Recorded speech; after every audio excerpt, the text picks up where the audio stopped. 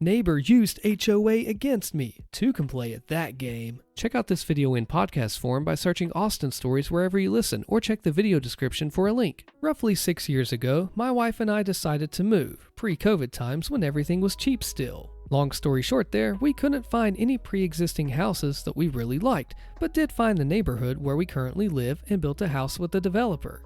As people do, we drove by every so often to look at the progress they were making on the house. One night, we stopped and went out to look at the hole in the ground, as they had just gotten ready to pour the concrete for the basement walls. Here comes scumbag Steve, acting like a concerned neighbor because materials have been getting stolen. We explained that we'd be the new neighbors and had a brief conversation with this Karen on where he commented that he and another neighbor are the unofficial neighborhood watch. Missed that red flag at the moment, but we left feeling warm and fuzzy because the neighbors looked after each other. Unbeknownst to us, scumbag Steve, our Karen, is really just an overactive nosy Nelly and really just looking for ways to screw with people. A bit of foreshadowing now, some things that he has done to other neighbors are letting his dog use the bathroom wherever she wants without cleaning it up, looking through neighbors' trash cans, asking about a neighbor's doorbell camera, like how far it can pick up stuff and so on. I know I'm being a bit nitpicky here, but it tracks for him. We also found out later that he's a drunk, and he'll proudly proclaim and brag about how he beat his DUI that he got after a heated argument with his wife. He's also a scavenger and scrapper, so who's really stealing those materials, Steve? One day, I decided that I want to start being a bit more self-sufficient and picked up some chickens to raise for eggs. Now, I'm not really that guy that wants to be annoying to my neighbors, but even then, the area that we live in is surrounded by farms and is farm-themed. I did my due diligence and checked town ordinances and the HOA guidelines that we were given and found no rules or ordinances against having chickens or poultry on your property. Backtracking slightly, when we signed our contract and went to settlement, we only received a one-page flyer that went over some basic items restricted by the HOA. No grilling in the front yard, no permanent basketball hoops in the street, no boats or RVs on a permanent basis, and so on. There was no mention of anything about the types of animals that you can or cannot have. So, working on the idea that I am in the clear, I buy some chicks and begin raising them. I decided that since I had a kennel at my old house, we rented from my in-laws for a couple of years until we were ready to move, I'd go pick that up and set it up around my coop for the chickens to have some free roaming space. The kennel had 4 fence pieces that I could move on my own, but they were heavy, so I backed my truck up to my fence where the kennel was going to go in the backyard, and I start heaving them over. Steve, our Karen, sees me doing this and offers to lend a hand with getting them over the fence, so sure, why not? He asks why I need a dog kennel if I have a fence, to which I inform him that it's not for my dogs and for the chickens. I should have known that he was going to cause issues from here, because the next thing he asked is, "Your HOA allows chickens?" It was phrased that way because he had lived there when the first developer of that neighborhood owned it, but they went bankrupt and my developer took over. It's the same HOA, but we didn't know that at the time. Anyway, I told him that I didn't see anything in the paperwork provided to me regarding chickens, and that was that. Until the next day, Steve comes over with a loaf of bread from his mother's bakery that he occasionally helps at, and he's making small talk when he brings up the chickens again. This time, he is only talking to my wife about it, but he again brings up that his HOA doesn't allow it, and he was bummed about that. That's where the story should have ended. Maybe about a week later or so, I got a letter from the HOA. "It has come to our attention that you have chickens on your property. Per bylaw X, that is not allowed, and you have 30 days to remove them from your property." I was perplexed. How on earth did they find out about them, and why was I not provided with a copy of the HOA bylaws when I signed the contract for my house? The day after receiving the letter, my wife and I are on our way home from some errands when another neighbor that we're friendly with flags us down and tells us, "Hey, I don't know if you know, but Steve the Karen went up to your fence and was taking pictures of your backyard." For context, there was an empty lot between Steve's house and ours, but that finally clicked for us. Steve freaking reported us to the HOA. Me being me, I'm not going to take this sitting down, I'm going to fight this. Some bullcrap HOA, which is the developer's maintenance corporation, isn't going to tell me what I can or can't do on my property. Spoiler alert, they did indeed tell me what I couldn't do. Through a bunch of back and forth with the HOA, I get a copy of the bylaws and I start picking through them with a fine-tooth comb. I found out that someone had sent in 7 pages worth of pictures of all the infractions of the HOA rules, including the picture of my co-op. I should also mention that I was in hot water with the HOA when I had our fence installed because it wasn't a split rail fence with chicken wire, so it didn't match the aesthetic that the developer wanted for the neighborhood. They never said another thing about it though, and I ended up being the catalyst for everyone else doing whatever they wanted with their fences. Also, since I'm being petty, literally any fence that is white vinyl is technically against the HOA bylaws, as it states that they can only be split rail with a maximum of 5 feet and made of wood. But here's where finally the petty revenge comes in. You see, Steve has an area of his backyard that's blocked off by some wood privacy fencing that is not split rail and it's much taller than the 5-foot maximum. Oh yeah, and there's also some unsightly plant growth that's outside the HOA guidelines regarding the plants that you can have on your property. Well, I think it's high time that the HOA hears about these gross infractions of their bylaws, seeing as how we're all trying to do the right thing and follow the rules. So, I snapped a couple pictures of the privacy fence, the eyesore plants, and the static line that he has for his dog in the front yard. Felt a little bad for the dog initially, but he'd leave her out for hours and she'd run into the street at cars driving by, and since the static line was long enough for her to get her whole body past the curb. I can't tell you how many almost heart attacks I had because I thought I was about to run over a dog. Well, I can tell you that probably about a week or so later, Steve the Karen got his nasty gram from the HOA, informing him that he needed to move the static line and remove the privacy fence, because I watched with absolute glee as he removed his privacy fence. Good old Steve sticking his nose like a Karen where it doesn't belong. You ever had a neighbor do that, or have they mainly just mind their own business? Let me know. If you want to get cool badges and see some videos early while supporting me and the channel, click the join button to become a member. Thanks. Neighbor calling authorities and harassing me over dogs. So I've been dealing with my neighbor trying to get me in trouble and just being nasty. For reference, we own our home and we both have dogs. I have large dogs, they're friendly, and she has a small dog that likes to run at the fence and bark at mine. Well, my dogs decided to finally dig a hole under the fence and ventured into her yard. Didn't do anything. When I noticed, I called them and they came back.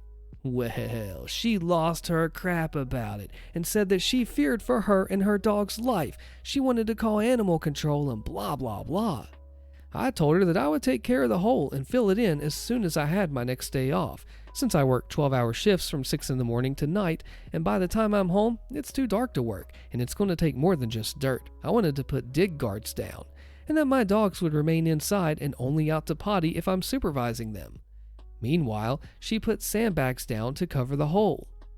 The next day, my husband finally comes home from military orders, and I come home from work. I let the dogs out to potty and supervise them. I noticed my neighbor and some other chick in their yard staring at my dogs from their yard, whispering. My husband goes out there to see what's up and then comes back in with our dogs and tells me that they're calling animal control. I'm like, what the heck? Why? And he's like, well, because they said that they were in their yard and they weren't.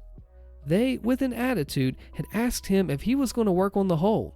He just said that he wasn't doing it right away since we just got home, and they were like, okay, well, we're calling animal control, even though no crime was actually being committed and our dogs were in the house.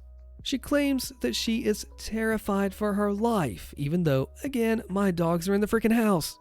My husband goes over to have a calm conversation with them, only to have my neighbor's daughter start yelling at him and then, apparently, took out her phone and started recording him after she amped him up. He turned and walked away. So I go over, I try to reason with them, and I tell them that the dogs are being watched until we patch everything up, and ask them to work with us. My mother is scared for her life and blah blah blah. We already called dispatch. You guys need to work on it right now. We saw your dog's head under the fence. We go back home and dispatch comes and just tells us to make sure our dogs stay in our yard, and he leaves.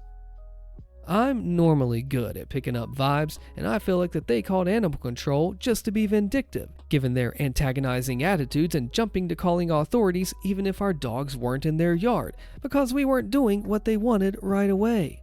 This lady does nothing all day. Doesn't seem to work, so I'm guessing that she's bored. We were practicing a temporary fix until we're able to seal it, and we had just gotten home and were going to fix it together when there was daylight. I'm worried she's going to keep harassing us about crap even when it's fixed, and she's going to watch for any little thing. She even griped to the other neighbors, and we've been getting side-eyed. We've only been living in our newly bought house for a year, and I already want to leave because of how horrible of a reaction that we've received. It makes me uncomfortable. What would you do?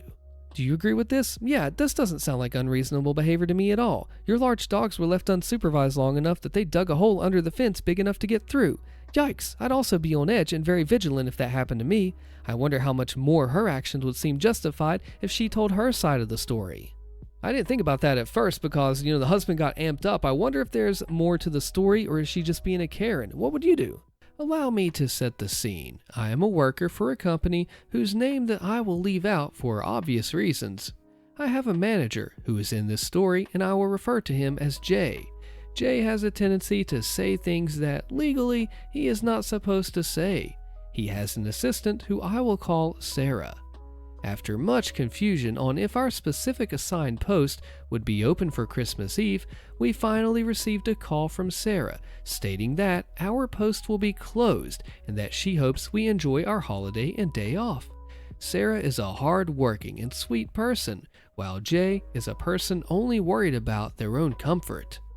I have dinner plans with my mother at 7 p.m. on Christmas Eve, and a few minutes after being told that we have off, Sarah calls me back personally to say that, sadly, I was assigned a different post from 6 a.m. to 2 p.m. on Christmas Eve.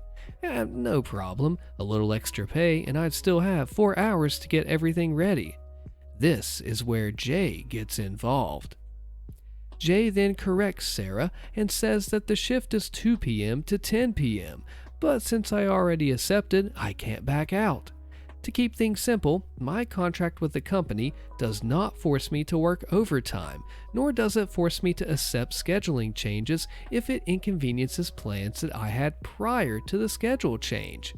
So then I say to Sarah, "Hey Sarah, I'm sorry, but that shift doesn't work for me. I have dinner plans with my mother. 6 to 2 is fine, but 2 to 10 is the worst possible schedule." She says, "Okay, Austin, I'll talk to Jay about this. Would you mind waiting a second for me?" Not at all, that's fine. So I wait only to overhear Jay's words to Sarah. "That jerk doesn't have plans. Tell him he's being reassigned and that I don't want to have to hear any of his bullcrap complaints." Expletives censored for personal sake. Remember, I overheard this, and when Sarah comes back to explain, I tell her that I overheard him and that I'd like to speak with HR if she wouldn't mind. Side note, office phone calls are always recorded, and seeing as how Jay is new to our district, he didn't actually know about this. Sarah says that HR isn't in the building and that I would need to ask Jay directly for their personal phone number. I ask Jay for HR's personal phone number, and he responds in the only way you'd expect someone of his likeliness to respond. "I go ahead and complain. They're not going to do anything about it." This is the part of the story where I mention that Jay is not a regional manager. His regional manager, who I will call Bethany, is an absolute tough-as-nails woman who doesn't allow her employees to be discriminated against. I had mentioned this to Bethany as soon as it happened, and Bethany simply responds with, "Oh, don't worry, I'll make sure that this gets resolved." Fast forward to now, about 8 hours later, and Jay calls me and very obviously choking back his pride says, "Hey, I'm sorry for the way that I acted, and I would like to tell you that I found coverage for that post, so you may have your day off like originally stated. I'm sorry for any inconveniences, and if you were insulted in any way, I hope you enjoy your holidays." Bethany then calls me to tell me that she will be auditing Jay and monitoring him to make sure that he cannot retaliate against me, and that currently he be suspended without pay because they heard his words over the recorded phone call. Sometimes awful bosses get what they deserve, and while this may be seen as revenge, I just wanted the day off to take my mother out, and this suspended without pay was not my intentions at all. Isn't it funny how the bosses think that they're above the law, but then they get caught out on their stuff and have to choke their pride and just apologize? What would have you done in this case? HOA fines me $2,000 every day if I don't stay home. Click the video on your screen so you find out what happens to this crazy HOA, and I'll see you there.